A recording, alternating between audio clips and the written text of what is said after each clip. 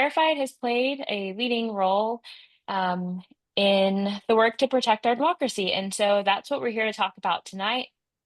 Like I said, we have a lot to talk about and a lot to get through. There's been some pretty big developments today. And so we're going to talk through the top things that y'all need to know about elections and democracy right now.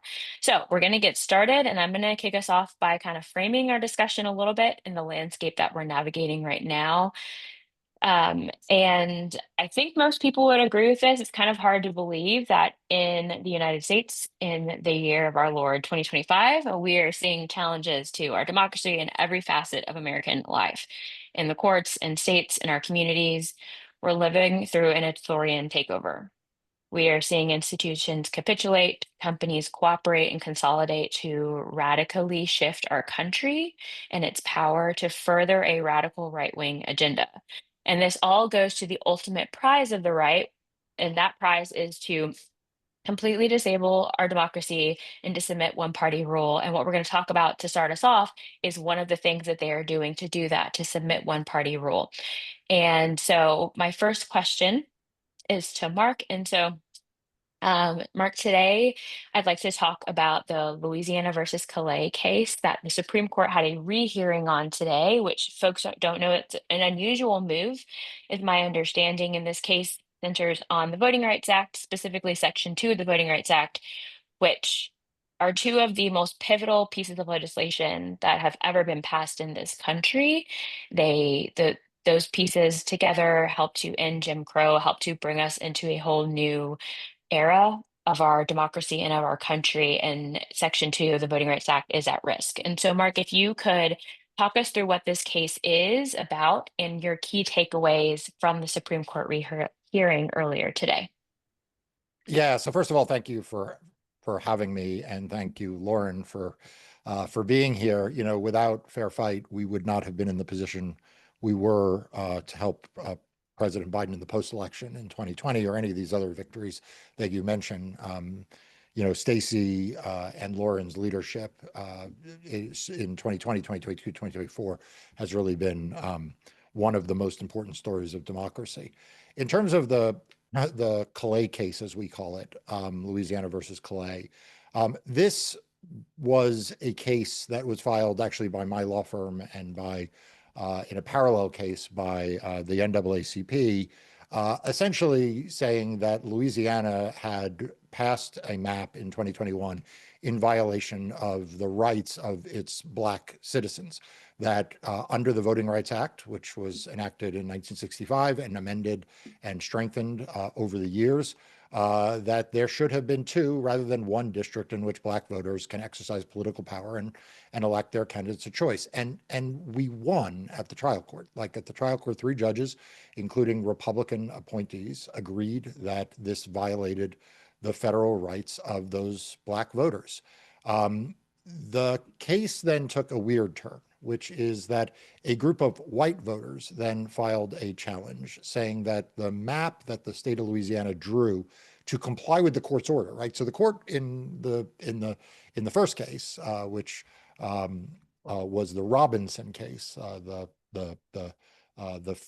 this first case I was describing, said basically, look, you violated Voting Rights Act, you need to pass a new map.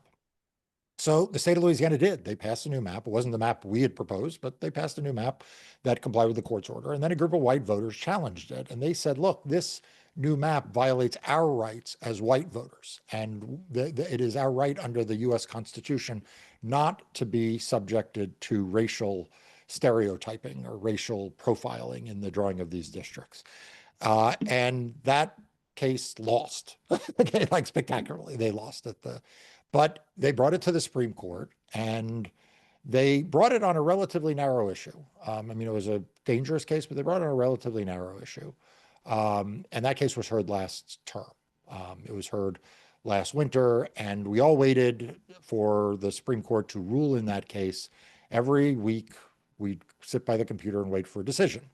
It seemed like a relatively easy case that the Supreme Court would reject, but we were realistic about the nature of the current court, so we waited and we waited. And then on the last day of the term, at the end of last June, the Supreme Court announced it was not going to decide this case. Instead, it was going to set it for re-argument. And Nicole, I start with this because you say it is relatively unusual. It is more than relatively unusual. It is extremely unusual. In fact, the last time I can recall the Supreme Court doing this in an election case, was a campaign finance case in 2009 when also a relatively narrow issue wound up going to the Supreme Court about whether movies that were put on pay-per-view channels would be subject to the federal campaign finance laws.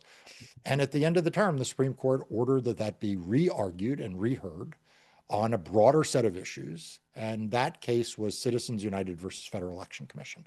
And this case has a lot of parallels in that rather than decide the question last term on a relatively, would have been a damaging case if it had come out against us in Louisiana, but it would have been, it would have been manageable. Instead, the Supreme Court ordered the parties to brief and argue whether essentially Section 2 of the Voting Rights Act is still constitutional.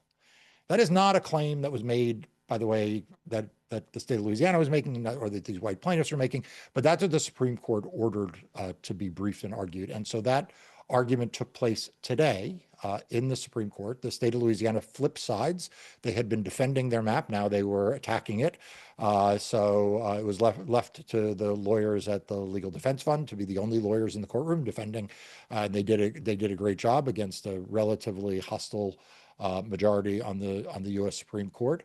But we need to be clear, this was not a case that the Supreme Court had to consider on the terms in which they chose to have it be considered. And so, that is where we stand today, the night of the argument. I'll add one final contextual point, which is the timing. So normally cases that are really important cases, and this is a really important case. Like everybody agrees, this will be a landmark decision, however it comes out.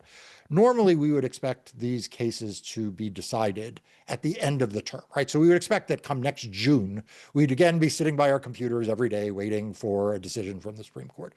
I think, unfortunately, what history has shown us and showed us in Citizens United was then decided on January 10th of an election year, 2010.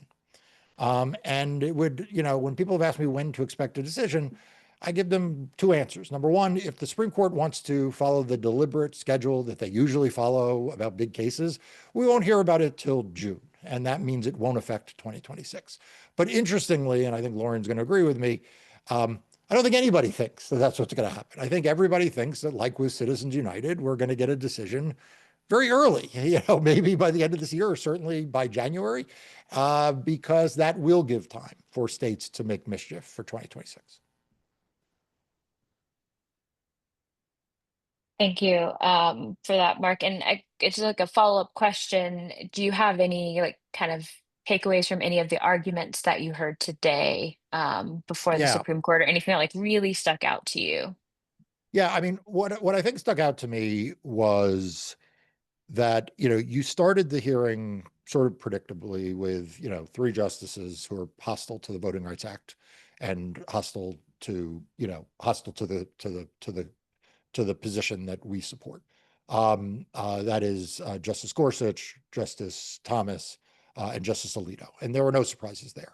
And then there were three liberal justices who, as you would expect, were pretty sympathetic to the claim. So when we talk about this for the rest of this session, I think we can focus on the three, primarily when we talk about the court, like the concerns on the court. We're really talking about the Chief Justice Roberts, Justice Kavanaugh, and Justice Comey Barrett. And what surprised me was almost from the get-go, each of them had some measure of complaint about the Voting Rights Act. A law that has been on the books since 1965, that was strengthened under Ronald Reagan, that was reaffirmed under George Bush, that Congress has had numerous opportunities if it wanted to repeal it or amend it or cut it back, they've had the opportunity to, and they haven't. And, but nevertheless, you had, pretty uniformly among the three of them, some complaint and some changes that I think they want to make. Now, you never know in the dynamic of how the court, decides when they meet, where things land up. But what struck me was I expected, I think, the Chief Justice having written the Alabama decision 2 years ago, which affirmed the Voting Rights Act. I don't know. I thought that there might be um, more of a jump ball nature to it, but that is not how I walked away. Yeah, and to that point, like this is something I know, Lauren, you've mentioned to me on the piece about when the ruling came down in 2012 in the Shelby County case, and Chief Justice Roberts specifically pointed to, like, this is obviously paraphrasing, we are decimating Section 5 of the Voting Rights Act, but like you still have Section 2. So like Mhm. be happy. It'll all be okay. And of course, we know that that's not the case, right? Like Section 5, we've seen what has happened after that was decimated. States all across the country, especially in the South, like rapid fire, we're passing strict voter ID laws, gerrymandering maps, like doing a lot of things that have set up the system we have today, where we have another version of Jim Crow, where voters, especially Black voters and in the South, have a very difficult time having free and fair access to the ballot. And so, to that, and kind of thinking about like what happened then, what we know about history, a lot of what we've done at Verified and in the report we put out with Black Voters Matter Fund was focus on the impact of this case, especially in the South and on Black voters in the South. So, Lauren, if you could kind of walk us through what you think and how you're thinking about the impact that what we anticipate the Supreme Court's going to do will have on voters in the South and especially Black voters. The point of the Voting Rights Act was never a partisan one. It was about that there's racially polarized voting in this country, that Black and white people tend to vote differently, and Black folks tend to vote differently, and that voters need the opportunity to elect candidates of their choice and be represented. What has happened is that the unwinding of the Voting Rights Act has become a key political project for Republicans now. It's different now because obviously we're not under Reagan or Bush like Marc has talked about. And what we have seen since we started Fair Fight, for example, going into 2020, the RNC was unburdened by a consent decree that had held them back from doing voter suppression. They were unburdened from that. That combined with the Shelby County decision that you referenced, Nicole, that said racism is over. The South and other racist districts don't need to pre-clear their voting changes by DOJ before they do them, ushered in a new era. And there's plenty of nonpartisan analysis to show that those voting changes had disproportionate suppressive impacts on Black voters in the South. So now, since 2020 and 2016, Trump's first win, voter suppression has always been part of the modern Republican Party. I think back to like Karl Rove, Marc and Nicole, right? But now it's a central organizing principle. And then you have it paired with a full federalist takeover of the Supreme Court that is now just a branch of MAGA. It's just a branch of the Republican Party. We see that in their decisions. So this means that the Voting Rights Act is not only about Black political power and Black agency and Latino political power and Native American political power, but as 85% of Black Americans live in the South, racially polarizing voting continues, structural racism in voting is very well documented currently. There have been more voter suppressive state bills passed in 21 and 22 than any other time in American history. And there's reams of evidence that it is racially targeted. Now you put all of that together with a Supreme Court asking for this rehearing. And it's clear that gutting Black political power in the South is not only good for a party that's become openly white supremacist, but it is good for their political project. So, what is different for those of you who do not live in the South? The South reverting to a Jim Crow Confederacy era of no Black political representation or dramatically curtailed means one party dominance in our politics. So, everybody now has to care about the South and has to support organizing and work down here because now the entire country's political ecosystem is coming down to Black political power in the South and the political expediency that the Republicans are now wielding this for. And we know this because they've said it. First of all, sitting here today in Louisiana, where this case originated, obviously is going to have not just impacts in Louisiana, not just impacts in the South, and not just impacts in Congress. It's also going to impact state legislative races, county commission races, school board races. This is the entire, any districted area, right? Today, sitting here, just like Shelby, Mark, and I love talking to my Southern friends like Joyce Vance and others, they are ready to move. Mhm. Just like after Shelby, they immediately dropped state laws to do voter ID. Right now, they have trigger maps in Louisiana. If the Supreme Court decides, they're going to immediately pass them. There's a special redistricting session scheduled today for later in October in Louisiana. It took what, Mark, a couple hours for them to redraw Missouri on their mid-decade redistricting. They are ready to move. And Steve Bannon and the, thinkers of the Republican Party, they are playing. They think they call it, they have three vectors to quote. The three changes that Republicans are counting on to bail them out: partisan gerrymandering, the mid-decade gerrymandering we're seeing happening now, gutting the Voting Rights Act, and then an unprecedented and unconstitutional mid-decade census. That's their quote, three vectors. And when they combine, this is their language, when they combine all three, Democrats lose 42 seats. That is one party rule of Congress and a new solid South of MAGA control in a region that is very racially diverse and growing. So that's what it's sort of, this is for all the things here.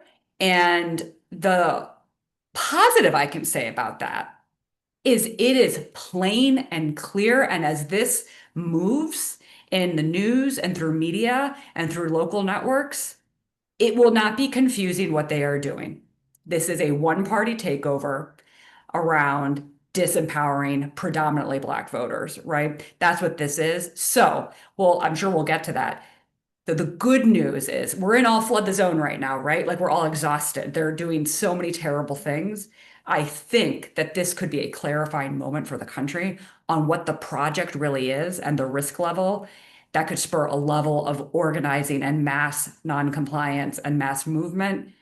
That's what we've got to work towards, because it's going to take that, because our Supreme Court is not a Supreme Court. It is an arm of the MAGA Republican machine, and it is completely out of bounds. And so the only question is, to Mark's point, is this going to be like Citizens United?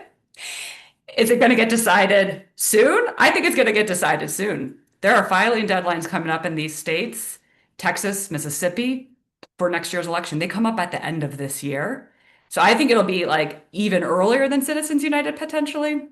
Or do they think better of it and think this is doing too much? We're going to hold it like we held Dobbs, and we're going to wait until June of next year.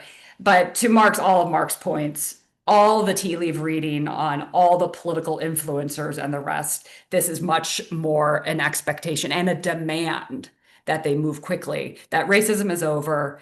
Read the Wall Street Journal, right? The Wall Street Journal opinion piece, I think, is really their argument. And that if you haven't read it, don't put the link in the chat. I don't want to help them get clicks. You can go look it up yourself. But I think that is the political project. And it's very mainstream at this point within the Republican Party. And Lauren, something you said, it the way you laid it out, and the piece of going back to Jim Crow, one thing that really sticks out to me and that it made me think about is, and I'm gonna tell like a quick little story. It made me think about the original 33 here in Georgia. So that was a group of Black legislators who got elected in Georgia during Reconstruction, got elected to the General Assembly. They were expelled from the General Assembly, and there was a whole back and forth. There was litigation filed, and it was ruled that they were allowed to hold their seats and that they should be able to have their seats. There was a lot of racial terror, threats, violence, harassment to try to prevent them from serving, until the lone Black legislator resigned his seat, I think in 1907. And there wasn't another Black legislator elected in Georgia until 1962. But something that sticks out to me on that is the impact of litigation and having courts that you could somewhat hopefully count on, with, like I mentioned, the original 33 and it being ruled that they were allowed to serve in office. And so this question, I think, is for both of you, but I'll start with Mark. Like, litigation has always been a key avenue for fighting back, and it is still in fighting back against this regime in a variety of different avenues in areas. But I'm curious your take on whether you believe it's still an effective tool overall in fighting the Trump regime, and especially in the case of voting rights. Because I don't know what things are going to look like after this ruling. I'd actually be curious to hear what you think about like what happens litigation wise. So it's kind of like a multi-part question. Like, is litigation still effective? Do you believe? And then what do you think things look like after SCOTUS's ruling?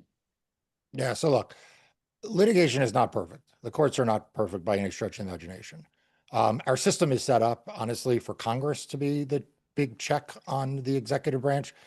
But Republicans in Congress have no interest in doing anything to rein in this administration. I mean, I started by saying actually that if Republicans wanted to undo the Voting Rights Act, they could actually repeal it, right? They could pass a law and repeal it and have President Trump sign it, but they're not doing that, right? Like so the fact is they're not going to do anything that Donald Trump doesn't want them to do, and Donald Trump certainly does not want the administration being hemmed in by Congress. So if you want there to be the most effective check on the administration, then you need to organize around the 2026 midterm elections, because honestly, changing the composition of Congress will do more than anything else, including the courts. That said, the courts right now are the most functioning check on the administration. I mean, that's just a matter of fact. I mean, if you look at the way in which various groups have brought successful litigation to prevent Donald Trump's administration from doing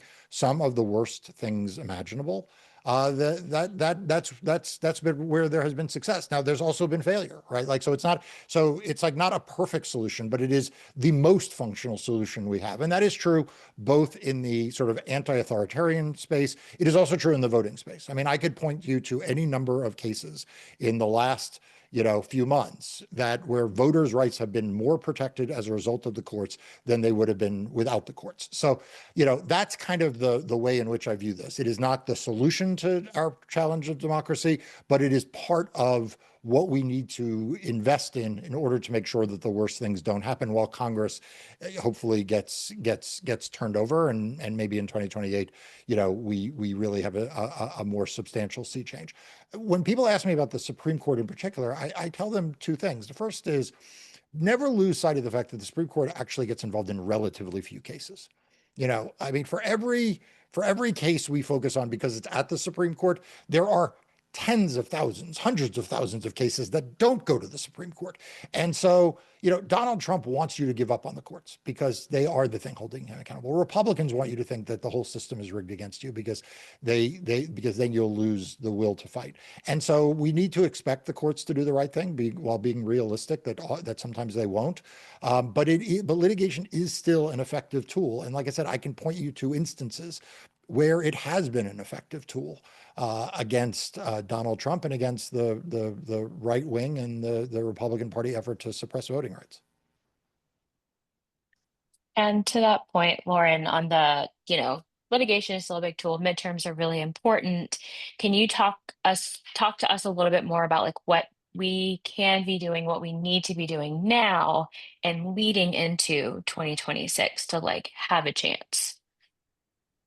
Yeah, I mean, to Mark's point, how we've thought about it at Fair Fight is litigation is a crucial tool because it's not also about winning every fight. It's about building a record and holding bad actors accountable, right? We have an instance in our Fair Fight Action litigation that we filed that we didn't win in the court, but we got changes to state law and we got discovery and we got voter purges mitigated. So there are wins along the way, especially in these big cases and also in small cases.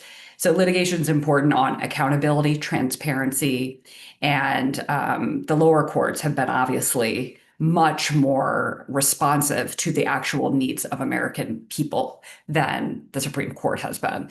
So we see it as a tool. We think that we know that to beat autocracy, we have to do our best next year to turn out voters and win elections. It will not be fair elections. But y'all are now Southerners. We haven't had fair elections in the South ever. Now all of America get to be part of that. But we have had wins here.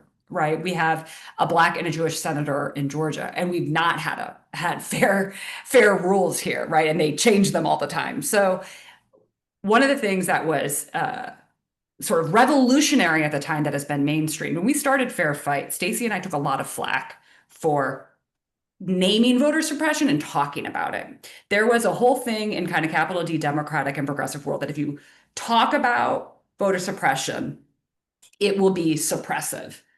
And I learned from Stacey that that's not the way to go. And Nicole, like, love your thought of this. She was like, Lauren, Black Southerners know all about racism. Okay. Like, like they know that things are rigged against them.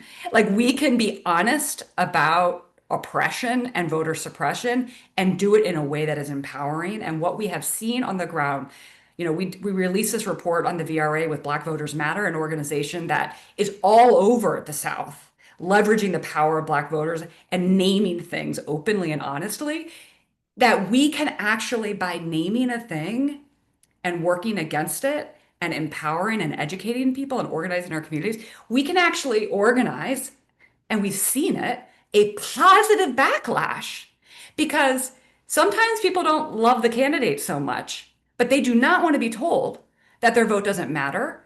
And they do not want to be told to not vote. And so this positive backlash I see as the opportunity. We have US Senate races across the region. We have US Senate races, not just in Georgia. We have to defend John Ossoff. We not only have Roy Cooper running in North Carolina, we have Scott Colomb, a great Democrat running in Mississippi, a state that just 2 years ago, a relative of Elvis Presley, Brandon Presley, ran as a Democrat and almost got to a runoff. We have a seat open in Louisiana.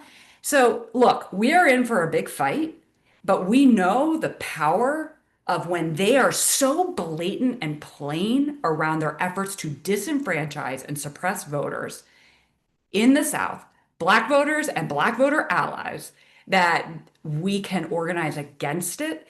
And I think how this is going to go next year, it's not going to be like a normal midterm.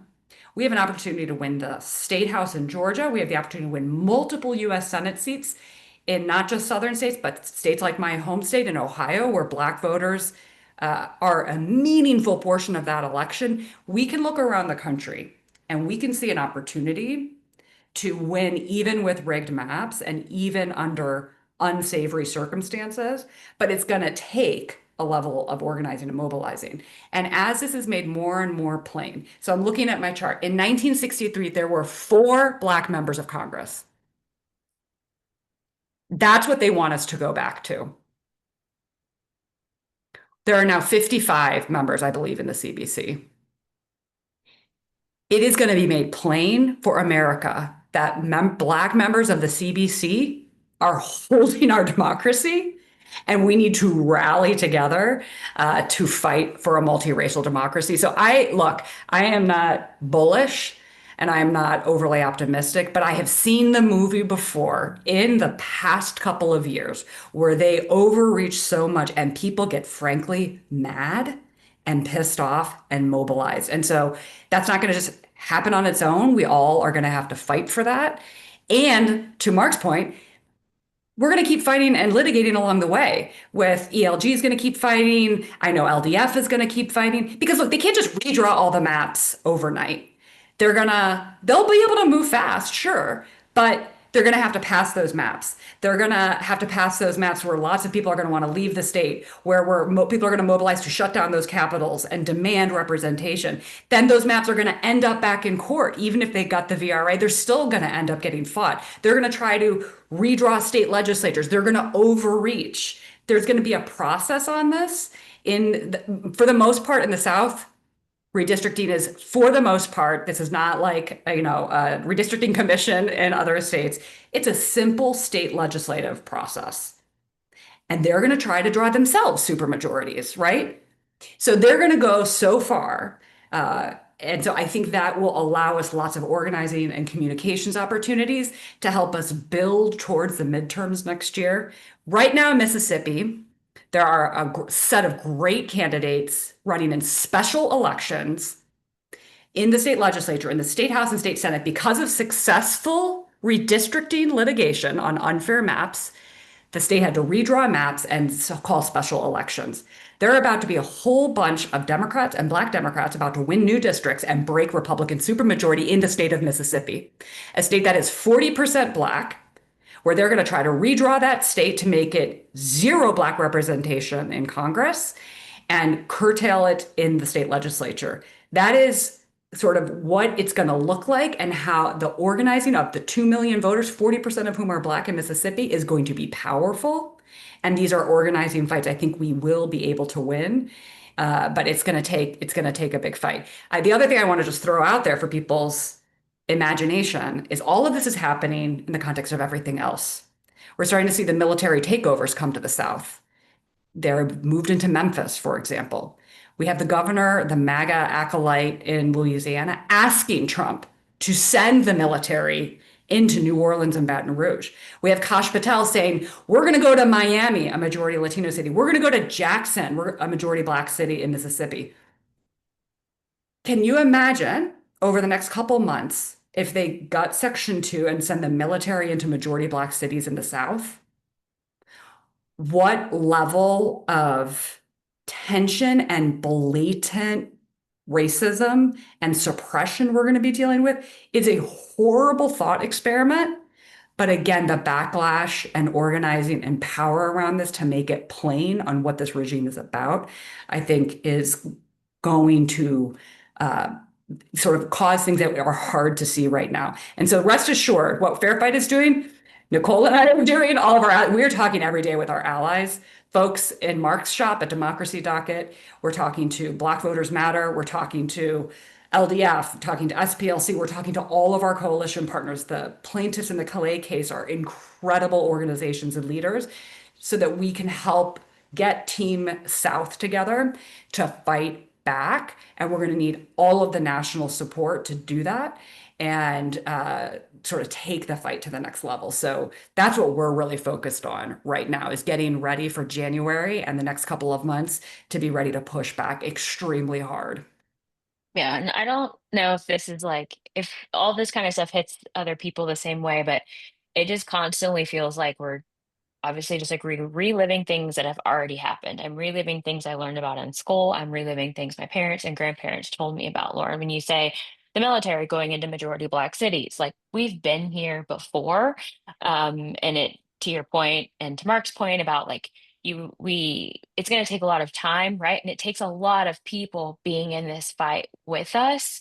It can't just be a few people. It can't just be people who are, regular activists or advocates. Like even in the civil rights movement, a lot of what it took was people who had never been organizers before, seeing people being like hosed and attacked by dogs on their TV screens to be like, oh no, I need to do something about that. And I'm not saying that we need to get to that point here, but it really is going to take a lot of us, and it's going to take mass movement and mass mobilization for us to be able to stop or slow down or mitigate any of the harm that's being caused. But I want to go back to the point about the military going into states and cities. And this is something that a lot of folks have been talking about and been concerned about.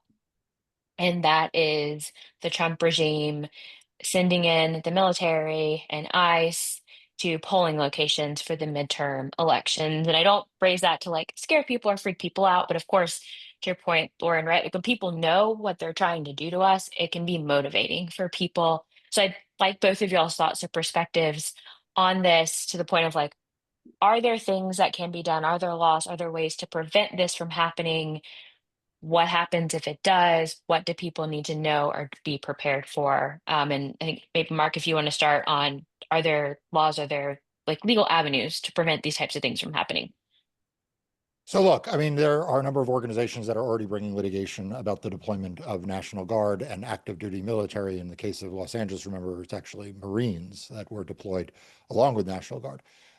And they sort of follow a variety of different vectors, and I'm going to sort of skip over that because I don't know that people really care what the exact legal theory is, depending on what the Guard unit is doing and who activated them and what their status is.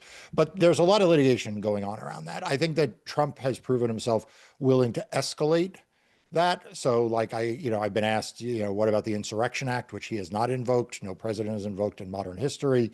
It's an old, very old law that is, as I said to someone earlier today, it's as close as you have in the U.S. code to martial law. Now, it's not martial law. It's not, it doesn't do a due process and things, but even Donald Trump has been gingerly approaching the Insurrection Act, but he may very well get there. And yes, there will be legal challenges around that. I want to make clear, though, to everyone that, that the reason why you have started to see people talk about how this can be used to impact the 2026 elections. J.B. Pritzker in Illinois has talked a lot about that he thinks this is a tactic of voter suppression.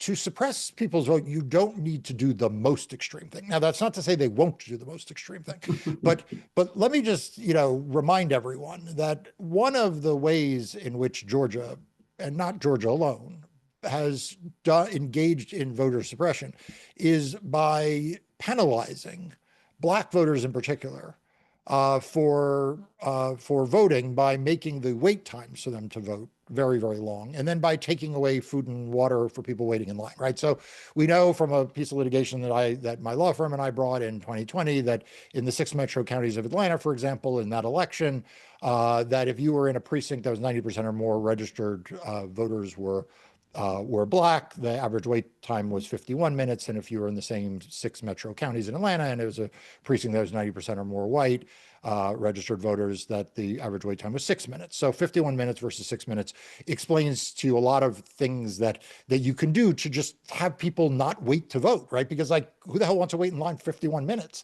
And that's an average, right? That's not a high end. So when we talk about the military or federal law enforcement, one of the things I tell folks is like, just imagine if the military just closes streets.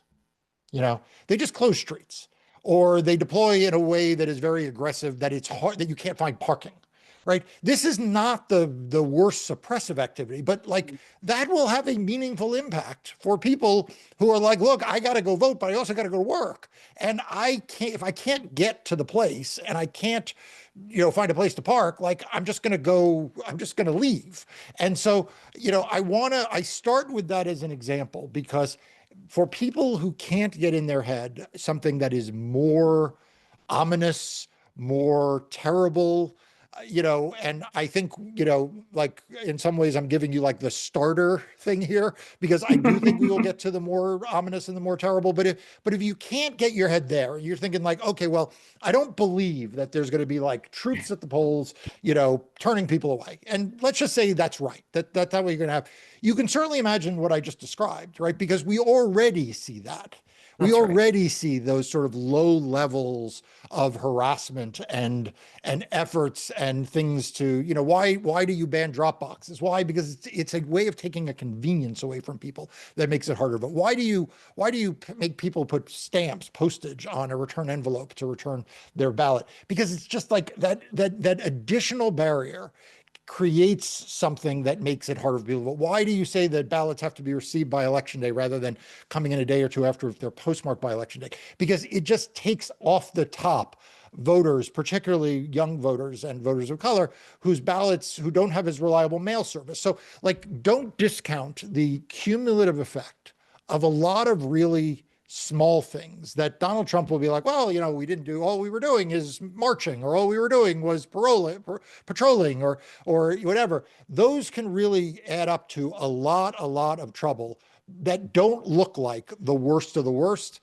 And like I said, I suspect we will wind up traveling up that road. But what Donald Trump is doing is he's getting us used to it little by little, right? So first it's some troops in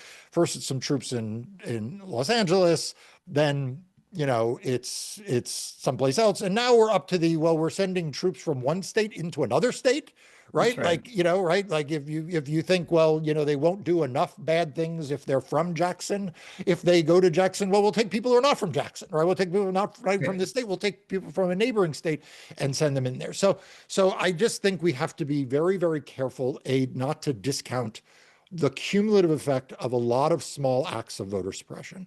And number two, that the others that Donald Trump is really committed to this authoritarian image that will lead him to walk up that ladder of more and more extreme activity.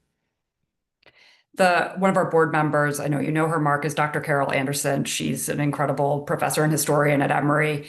And whenever I talk to her, I always get an incredible history lesson. And she calls it bureaucratic or policy Yeah. violence.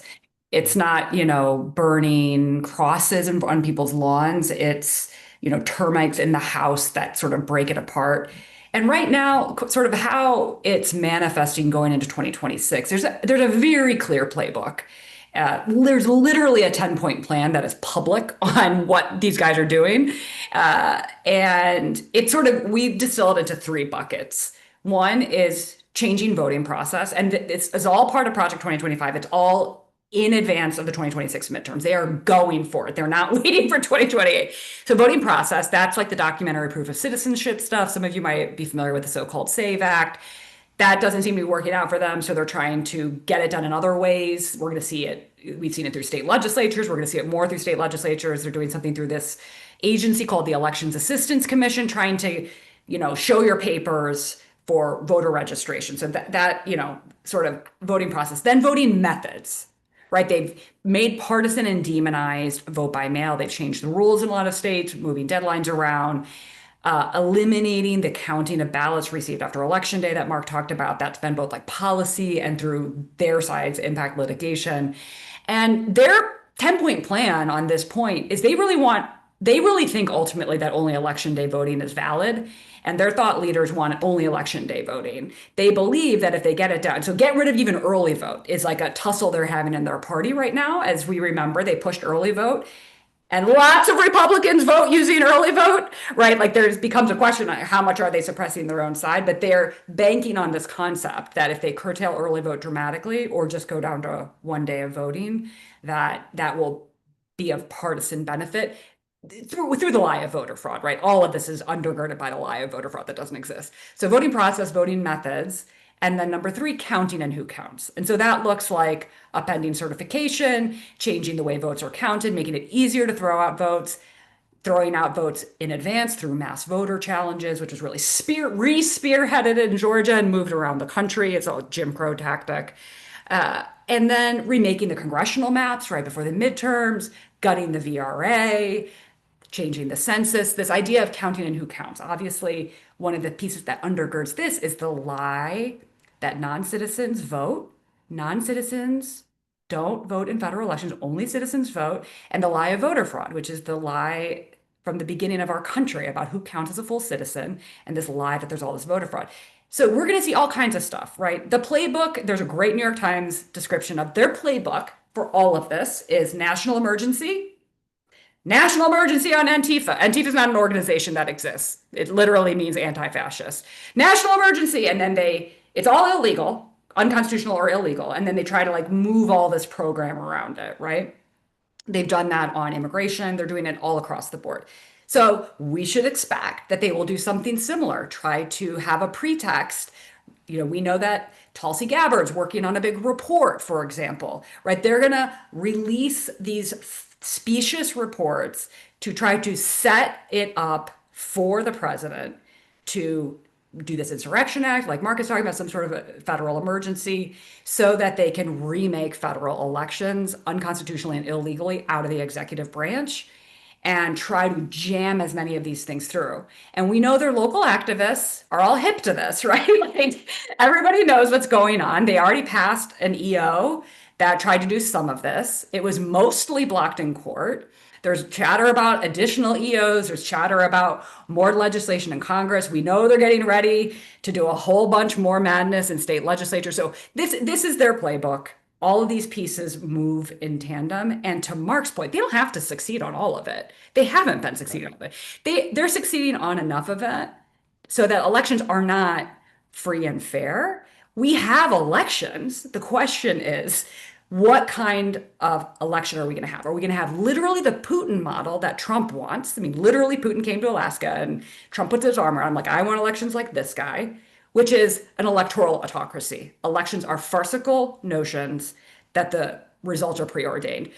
Are we going to go all the way there for the midterms? No, we're not going to get all the way there. The question is, how far do they get?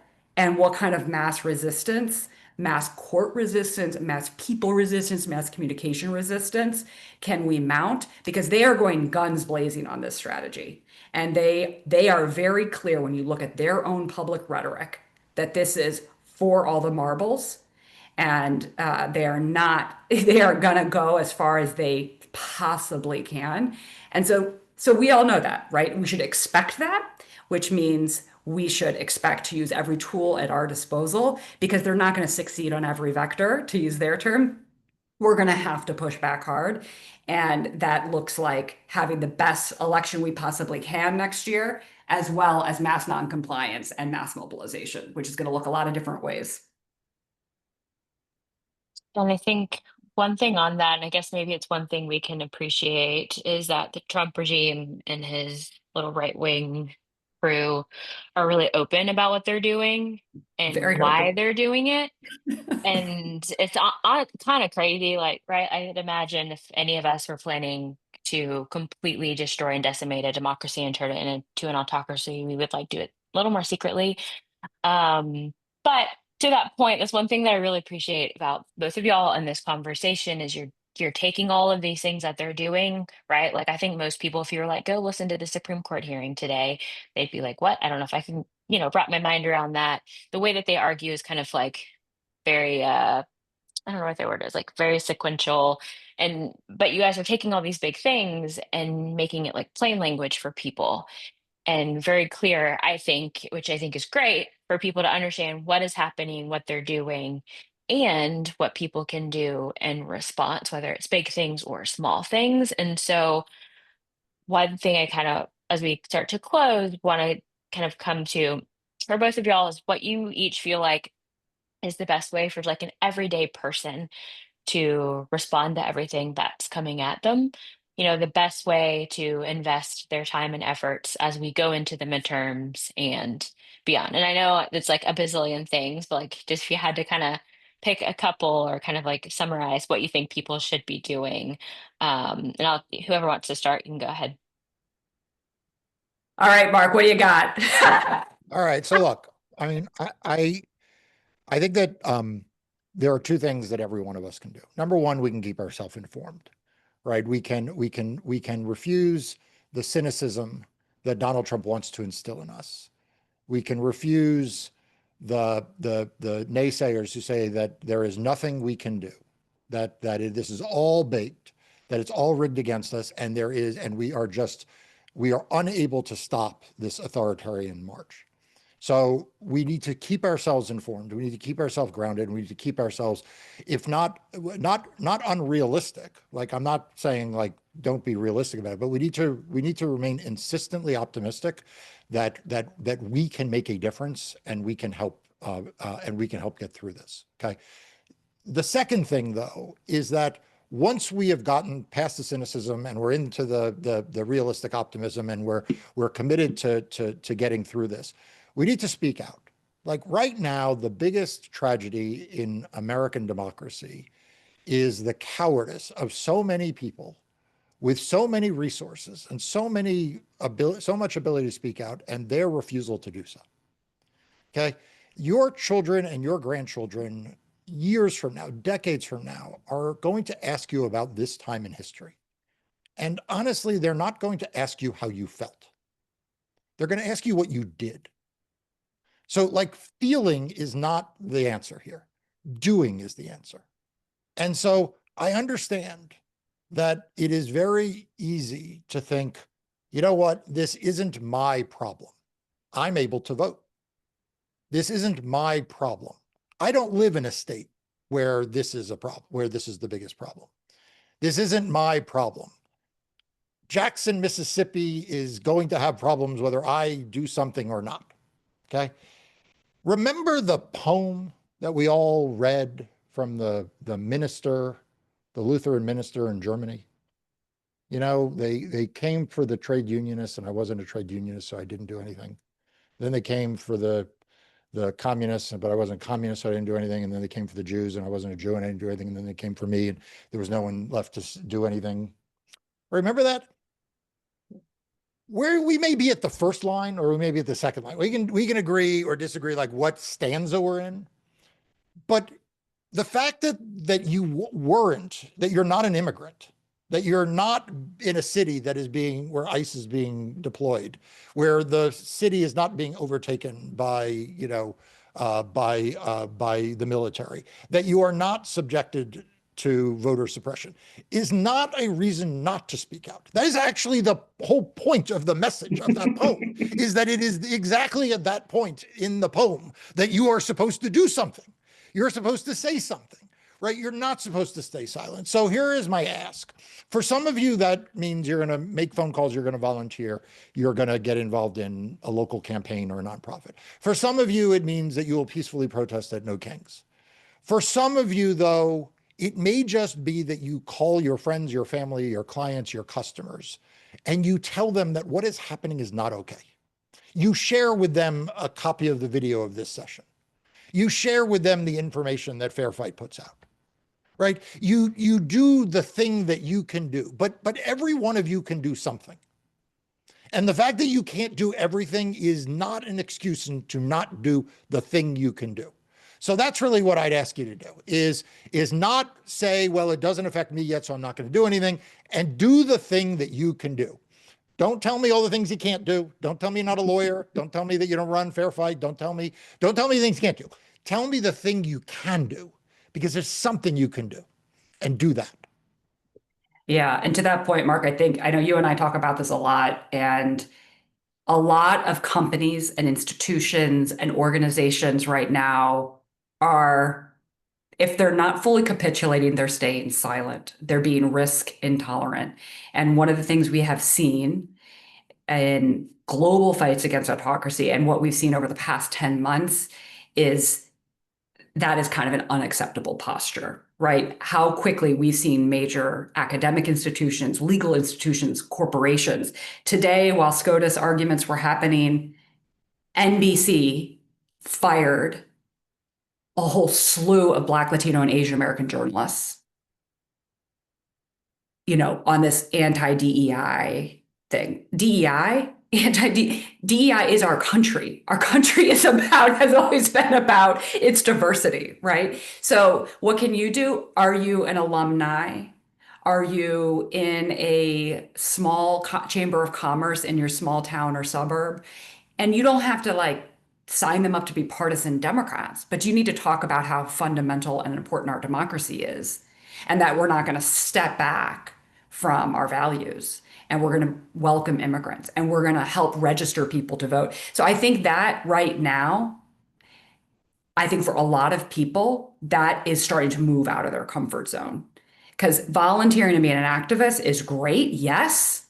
Giving Fair Fight $10, signing up for Democracy.com newsletter, all of that is great. But we have to build the biggest, most giant tent. And it's those conversations that don't need to be partisan. I think part of what I see so many people struggling with is they feel like they cannot broach these conversations because it's partisan. You can absolutely have this in a nonpartisan fashion. In fact, you can have this in your nonpartisan, your Links Club, your Rotary Club. You can talk about the importance of protecting democracy and an inclusive multiracial democracy. You can 100% do that. You might get labeled being partisan, but I feel like that's when I say getting to scale on non-compliance, to scale on mobilization. Yes, go to the No Kings protest, but that's what it's going to take to get to scale. Sort of like, Nicole, your conversation about what people saw on their TV screens during the civil rights struggle. It's going to take that. And then a really practical thing, no matter if you're in a blue state, a red state, a blue dot, or red dot, go become a poll worker. If you have time on your hands and not a lot of money, or you have money, it doesn't really matter. We need pro-democracy poll workers. The other side is busy putting MAGA folks into poll working positions in every part of the country. So becoming a poll worker is a great nonpartisan thing you can do. You can get your coworkers to do it with you. You should be asking your company, your employer, to do it with you. So some of these pieces is what it's going to take for us to wrap our arms around our democracy in every part of this country. And something we can all do. So I'm really grateful for everybody joining us tonight. Don't let Flood the Zone get you down. That's the point. We continue to be happy fighters in this. Our coalition is super engaged in this. And so we have to all kind of work together to keep our spirits up. And also the thing I think about a lot, this is not new. This is the struggle of our country. And as Americans, we are just dealing with a very acute phase of it. But these issues were all there. They have just been empowered. So let's not feel beleaguered. Let's not have pity parties for ourselves. We are very lucky people that get to be part of this struggle. And I look forward to speaking to my kid as he gets older and maybe he has grandkids about what we all did together, because I think this could be a pivotal, ultimately, it's going to be hard, but I think eventually we're going to come out the other side of this. I think we're going to have a stronger country for it. I hope we don't have to wait too long for that, but I do think we will get to the other side and we want to be on the right side of that poem.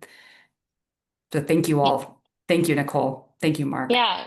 Thank you. Thank you guys both so much. And just as we close, I know people had some questions on like, how do I get the video? How can I share things? Because we can all put stuff in our group chat. That's like the easiest thing in the world. So please be sure to follow Fair Fight and Democracy Dockets. You can stay up to date on all this info, have quick, easy links to share with people, bombard your friends, bombard your family so they can be part of this fight with us. And thank you everybody for joining us. Thank you, Marc. Thank you, Lauren. And everybody have a And Nicole, wonderful this evening. video itself is going to be on Substack like in 15 minutes. So you can go Yes, spread the so word. Rights and Insights Substack.